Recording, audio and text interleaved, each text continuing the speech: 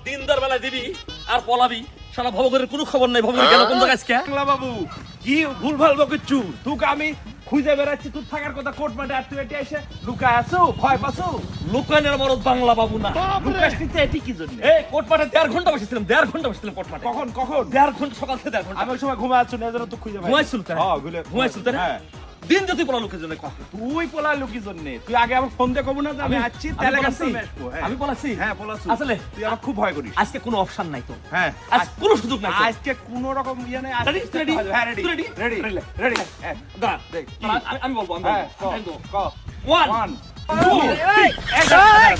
আমার তরফ থেকে দাঁড়া দাঁড়া হ্যাঁ, ক।